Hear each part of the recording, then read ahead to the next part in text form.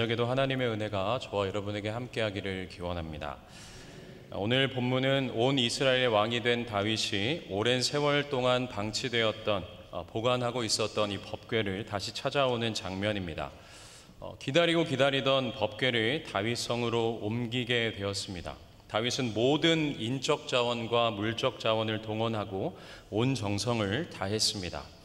이 법궤가 상징하는 것이 있는데 그것은 하나님의 임재입니다.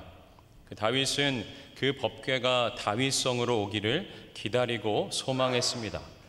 이것은 하나님이 그 자신의 성으로 오기를 원했던 다윗의 마음이죠. 법궤는 어디에 있다가 다시 돌아오는 걸까요? 다시 찾아왔다는 이 말은 이 법궤를 잃어버렸다는 뜻입니다. 언제 잃어버렸을까요? 사사시대에 제사장으로 있었던 이 엘리 시대에 잃어버렸습니다. 왜 잃어버렸을까요? 사랑하는 성도 여러분, 여러분에게 나에게 이것만 있으면 나는 문제가 없겠다, 이것만 있으면 걱정 없겠다 하는 것이 있으신가요? 예를 들면 알라딘의 요술 램프라든지 금나와라 뚝딱 도깨비 방망이라든지 부적처럼 지니면서 이것만 없으면 두려움 없겠다 하는 것 같은 이것이 있으십니까? 사무엘상으로 거슬러 올라가면 블레셋과의 전쟁이 벌어지게 됩니다. 여기서 엘리의 두 아들 홈니와 비느하스가 하나님의 법궤를 이것으로 생각했습니다. 사무엘상 4장 2절에서 3절까지의 말씀인데 제가 한 절 여러분이 한 절 교독하겠습니다. 블레셋 사람들이 이스라엘에 대하여 전열을 벌이니라. 그 둘이 싸우다가 이스라엘이 블레셋 사람들 앞에서 패하여 그들에게 전쟁에서 죽임을 당한 군사가 4,000명 가량이라. 백성이 진영으로 돌아오매 이스라엘 장로들이 이르되 여호와께서 어찌하여 우리에게 오늘 블레셋 사람들 앞에 패하게 하셨는고 여호와의 언약궤를 실로에서 우리에게로 가져다가 우리 중에 있게 하여 그것으로 우리를 우리 원수들의 손에서 구원하게 하자 하니. 아멘. 블레셋과 벌어진 이 전쟁 가운데 이스라엘이 패하고 밀리게 되니까 법궤를 생각하게 된 겁니다. 언약궤가 우리 중에 있으면 우리가 이길 것이다 라고 생각하는 것이죠. 그래서 이들은 당시 예배 처소였던 실로에 있는 언약궤를 전쟁터로 운반했습니다. 그리고 전쟁에서 졌습니다. 3만 명의 군사가 그 자리에서 죽고 블레셋에게 법궤를 빼앗기게 됩니다. 이 말씀이 4장 10절 말씀, 11절 말씀인데 제가 한 절 여러분이 한 절 교독하겠습니다. 블레셋 사람들이 쳤더니 이스라엘이 패하여 각기 장막으로 도망하였고 사륙이 심히 커서 이스라엘 보병에 엎드러진 자가 3만 명이었으며 하나님의 궤는 빼앗겼고 엘리의 두 아들 홈니와 비느하스는 죽임을 당하였더라. 이것으로 생각했던 이 법궤만 있으면 우리가 승리할 것이다 라고 생각했지만 심히 크게 졌고 언약궤는 빼앗겼고 홈니와 비느하스는 죽임을 당하게 됩니다. 블레셋은 이 언약궤를 전리품으로 챙겼습니다. 그리고 자신들이 섬기는 다곤 신당에 이것을 보관합니다. 그 다음날 다곤 신상의 머리와 손발이 잘려나가고 몸만 남은 것을 발견하고 언약궤의 저주로 여겼습니다. 뿐만 아니라 독종이 번져서 사람들이 죽어나가자 이것을 이스라엘로 돌려보내려고 언약궤를 암소에 태워 베스메스로 보내게 됩니다. 하나님의 언약궤가 돌아오는 것을 기뻐했고 번제물을 드렸습니다. 이것이 이제 사무엘상 6장 19절에 있는데 우리 자막을 보고 같이 한번 읽겠습니다. 베세메스 사람들이 여호와의 궤를 들여다본 까닭에 그들을 치사 5만 70명을 죽이신지라.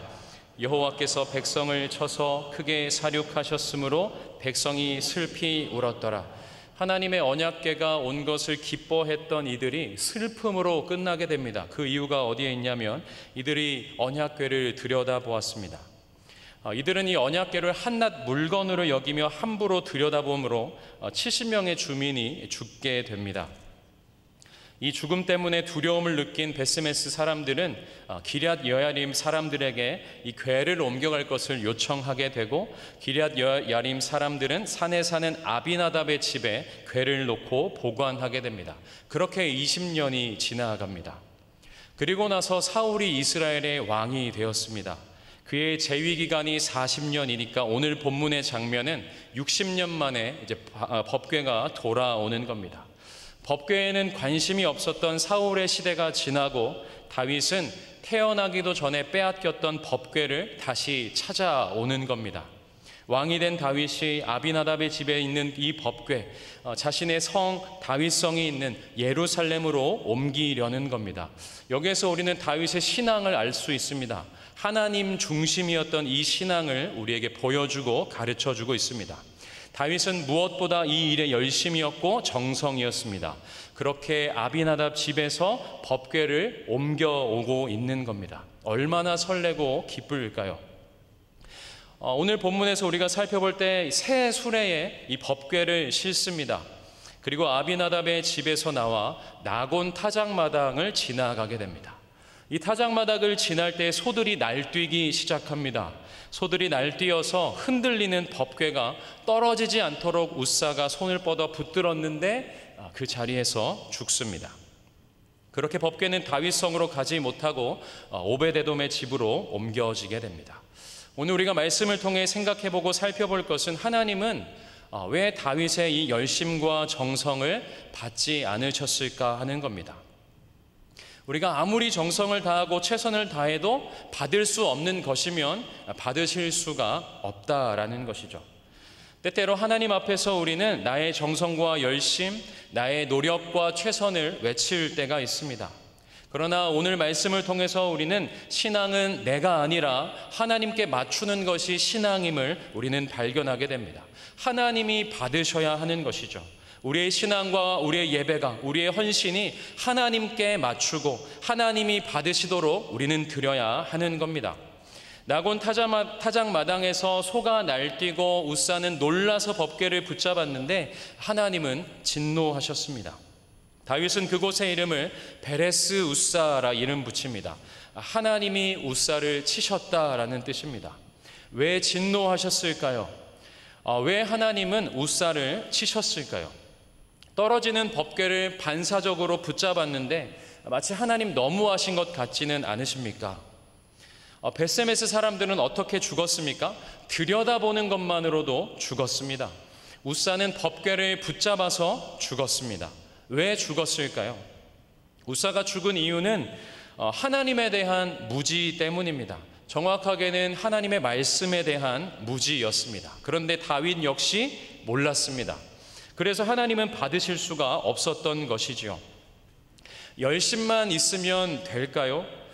정성을 다하면 될까요? 그렇지 않습니다. 이단 사이비를 보면 얼마나 열심히 하는지 모릅니다. 이슬람과 무속신앙 다른 기타 종교를 보면 얼마나 정성을 다하는지 모릅니다. 다윗이 원한다고 하나님이 예루살렘으로 돌아가는 것은 아닌 것이죠. 내가 원하면, 우리가 원하면 열심을 내고 정성을 다하는 것에 대한 위험성에 대해서 오늘 본문은 말해주고 있습니다. 법궤는 블레셋 사람들이 옮겼던 것처럼 수레에 옮기는 것이 아닙니다. 벳세메스 사람들처럼 들여다봐서도 안 됩니다. 웃사처럼 함부로 손을 대어서도 안 됩니다. 그럼 어떻게 해야 할까요? 우리 친절하신 하나님은 이스라엘 백성들에게 가르쳐 주셨습니다. 이 말씀이 민수기 4장 15절과 18절 말씀인데 제가 15절, 여러분이 18절 교독하겠습니다. 진영을 떠날 때에 아론과 그의 아들들이 성소와 성소의 모든 기구 덮는 일을 마치거든 고핫 자손들이 와서 맬 것이니라. 그러나 성물은 만지지 말라. 그들이 죽으리라. 회막 물건 중에서 이것들은 고핫 자손이 맬 것이며 너희는 고핫 족속의 지파를 레위인 중에서 끊어지지 않게 말지니. 아멘. 고핫 자손에게 매야 했던 것입니다. 법궤를 옮기는 방법을 하나님께서 가르쳐 주셨습니다. 레위 자손 중에 고핫 자손이 어깨로 매야 합니다. 성물을 만지면 죽는다라고 말씀하셨습니다. 그리고 이어서 하나님은 모세와 아론에게 말씀하십니다. 레위인 중에서 고핫 자손이 끊어지게 하지 말라. 그래도 의문이 남는 것이 있습니다. 흔들리는 법궤를 그러면 놔둬야 했나? 땅에 떨어지도록 붙들면 안 됐나 하는 것이죠. 하나님의 법궤는 사람이 지킬 수 없습니다. 하나님 스스로 하나님을 지켜가시죠. 우사가 하나님의 임재를 지켜드리는 법은 없는 겁니다. 손으로 내가 붙잡아서 지킬 수 있다는 것이 말씀의 무지로부터 온 교만인 것이죠. 우사의 이름의 뜻이 능력입니다. 사람의 능력으로 하나님의 법궤를 지킬 수 있을까요? 사람의 능력으로 그 하나님을 지켜갈 수 있습니까? 감히 그럴 수 없지요. 우리가 보기에는 순간적인 대처로 볼 수 있지만 하나님이 보실 때에는 말씀에 대한 무지로 비롯된 교만입니다. 8절 말씀에 우사를 치셨다라는 이 히브리어를 직역하면 여호와의 노가 우사 안에 불붙었다는 뜻입니다. 치셨다는 것이 폭발하다, 터뜨리다라는 그런 의미입니다. 마치 수류탄이 앞에 이렇게 떨어졌는데 몸을 날려서 덮으면 어떻게 되겠습니까? 펑 하고 터져버리는 것이죠. 거룩하지 않은 자가 거룩한 것을 만지면 마치 수류탄이 터지는 것처럼 하나님이 진노하신다라는 겁니다. 부정한 자가 거룩한 것을 만지면 죽는 것이죠. 우사는 자기가 어떤 존재인지를 모르고 있는 겁니다. 하나님 앞에서 하나님의 임재를 상징하고 있는 하나님 자신을 두신 그 법궤를 손으로 만져도 살 수 있다는 무지와 교만, 그 자신감이 우사를 죽게 했습니다. 열심과 정성은 있지만 말씀에 무지하다면, 하나님을 모른다면, 그 방향이 하나님이 아니라면, 그 방법과 방식이 말씀에 기준한 것이 아니면 하나님은 받으실 수가 없는 겁니다. 제가 청년부 사역을 하면서 청년들의 장점과 약점이 있는 것을 발견합니다. 6년 정도 이렇게 청년들과 같이 이렇게 신앙생활 하면서 그 장점은 열심과 정성이죠. 그 청년의 때를 하나님 앞에 드리고 열심을 다하고 열정적입니다. 그 약점은 무엇일까요? 말씀에 대한 무지이죠. 하나님에 대한 무지입니다. 하나님에 대해 잘 알지 못하고 그 감정에 따라, 그 열정에 따라 그렇게 신앙생활을 하고 있습니다. 다음 주에 이제 청년 주일인데 우리 청년들을 위해서 많이 축복해 주시고 기도해 주시면 좋겠습니다. 청년들만 그럴까요? 사랑하는 성도 여러분, 여러분은 어떻습니까? 여러분은 하나님의 말씀에 대해서 어떻게 살아가십니까? 하나님의 말씀을 가까이 하고 있습니까? 나의 사랑하는 책이라고 우리가 고백하지만 여러분은 이 책을 사랑하고 있습니까? 이 말씀을 따르고 계십니까? 이슬람은 어떻게 정성을 다합니까? 자신의 목숨을 겁니다.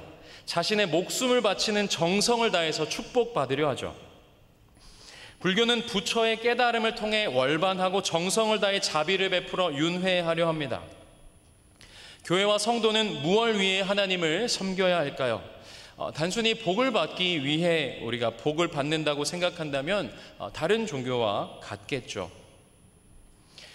이들의 복은 서로 다를 수 있지만 우리의 복은 무엇입니까? 우리 구주 예수 그리스도입니다.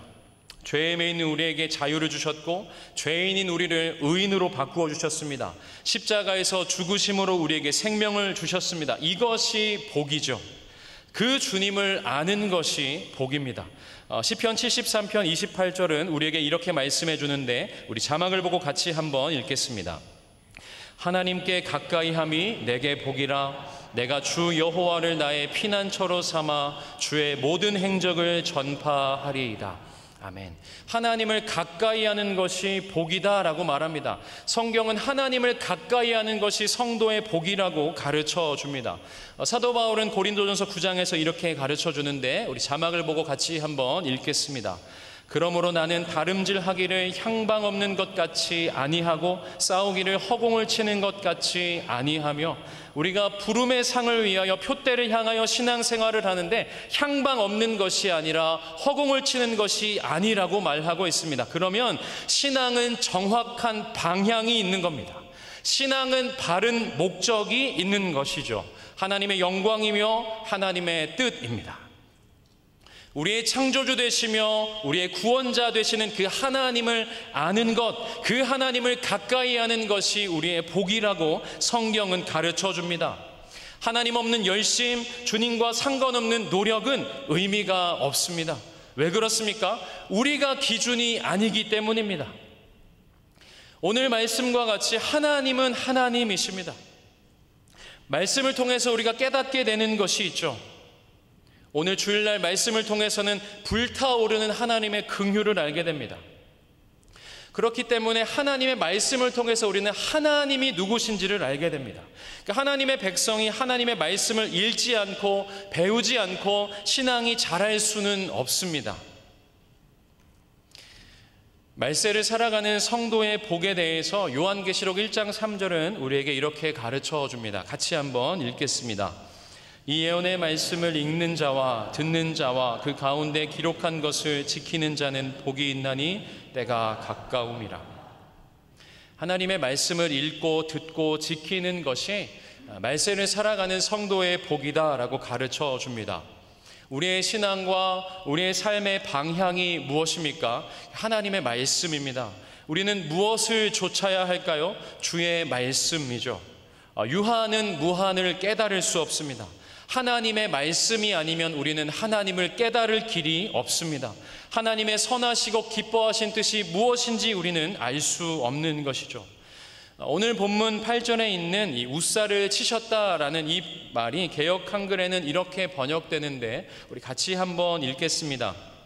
여호와께서 우사를 충돌하심으로 다윗이 분하여 그곳을 베레스 우사라 칭하니 그 이름이 오늘까지 이르니라. 아멘. 하나님을 알지 못하면, 하나님의 말씀에 무지하면 우리는 하나님과 충돌하게 됩니다. 하나님의 방식이 아니면 제 아무리 다윗의 때에 우사의 방식이라도 안 되는 겁니다. 사랑하는 성도 여러분, 우리들의 신앙의 방향을 점검하시기를 축복합니다. 나의 방식에 신앙을 맞추고 있진 않은지, 그저 향방 없는 열심과 정성을 내고 있지는 않은지, 이제 9월 첫째 주가 되어서 하반기 시작되는 많은 사역들을 통하여서 이 신앙훈련으로, 구역 모임으로, 사는 길 축복의 날 사역으로, 무엇보다 말씀과 기도의 자리에서, 예배의 자리에서 다시금 하나님께 방향을 맞추는 우리 모두가 되기를 소망합니다. 다윗은 이 일에 실패했습니다. 하나님은 우사를 치셨습니다. 그리고 그곳 이름을 베레스 우사라 부르는데 그 이어서 다윗이 분했다라고 말합니다. 여기서 분하다는 것은 근심하다와 같은 의미인데 달리 말하면 다윗이 근심했다라는 것이죠. 하나님의 법궤가 들어오는데 자신의 무지에 분노하는 겁니다. 말씀에 무지했던, 그래서 하나님을 향한 그 열심이 하나님을 모독하게 했고 그 열심이 하나님을 진노하게 했다는 것에 자신이 분노하고 근심한 겁니다. 하나님이 왜 진노하셨을까? 하나님이 왜 노를 바라셨을까? 근심하고 애통해하는 것이죠. 다윗은 자신의 방식, 자신의 열심과 노력에서 하나님의 방식에 맞춥니다. 그리고 석 달 동안 철저하게 준비해서 이 고핫 자손들을 이끌어서 법궤를 다윗성으로 옮기게 됩니다. 그렇게 이스라엘의 이 다윗의 나라에 하나님의 임재가 가득하게 됩니다. 이 오늘 말씀과 같이, 다윗과 같이 때로는 우리가 그 말씀에 실패하고 실수할 수 있지만 하나님의 말씀에, 하나님의 방식에 고민하고 근심하는 저와 여러분 되기를 소망합니다. 그렇게 신앙을 지켰던 다윗에 대해서 하나님은 사도행전에서 그 다윗을 이렇게 소개합니다. 우리 자막을 보고 같이 한번 읽겠습니다. 패하시고 다윗을 왕으로 세우시고 증언하여 이르시되 내가 이새의 아들 다윗을 만나니 내 마음에 맞는 사람이라 내 뜻을 다 이루리라 하시더니. 아멘. 내 마음에 맞는 사람이다. 이 말은 하나님의 마음을 따르는 사람이다 라는 의미입니다. 다윗이 그 인생 가운데 자신의 신앙과 삶을 하나님께 그 방향을 맞췄던 그 다윗에 대해서 하나님은 이렇게 소개하는 것이죠. 내 마음에 맞는 사람이다. 내 뜻을 다 이룰 것이다 라고 소개하고 있는 겁니다. 저와 여러분이 이 시대 속에서 하나님의 마음에 합한 성도, 그래서 하나님의 뜻을 이루시는 교회가 우리 교회 되기를 소망합니다. 말씀을 읽으십시오. 말씀대로 순종하십시오. 말씀대로 살아보십시오. 거기서 하나님을 발견하게 됩니다. 하나님의 뜻과 마음을 만나게 됩니다. 우리가 예배를 드릴 때마다 하나님을 찾게 됩니다. 봉사를 할 때 우리는 하나님을 놓치지 말아야 하고 우리들의 삶의 방식이 하나님께 맞춰야 하는 것이죠. 나의 삶의 주인이 하나님이시기 때문에 그렇고, 우리의 가정의 주인이 하나님이시기 때문에 그렇고, 우리 교회의 머리 되시는 분이 하나님이시기 때문입니다. 그래서 하나님을 놓치지 않고 하나님께 맞춰 살아가는 것, 이것이 우리가 살아가야 할 하나님의 방식대로 살아가는 교회와 성도의 삶인 줄 믿습니다. 하나님의 말씀대로, 하나님의 방식대로 그곳에서 역사하시는 하나님을 경험하면서 그 하나님을 알기를 힘쓰며 그 말씀에 순종하는 저와 여러분 되기를 소망합니다. 그렇게 우리를 통하여서 다시 한번 이 다윗의 나라에 하나님의 임재가 가득했던 것처럼 저와 여러분을 통하여서 우리 안에 이 땅 가운데 하나님의 임재가 임하는 그 은혜를 목도하는 우리 교회, 우리의 신앙과 삶을 하나님께 맞추어서 하나님이 거하시는, 하나님이 인도하시는 은혜를 누리시는 은평의 모든 권속들 되시기를 주님의 이름으로 부탁드립니다. 기도하겠습니다. 하나님 아버지 감사합니다. 우리들의 신앙을 돌아봅니다.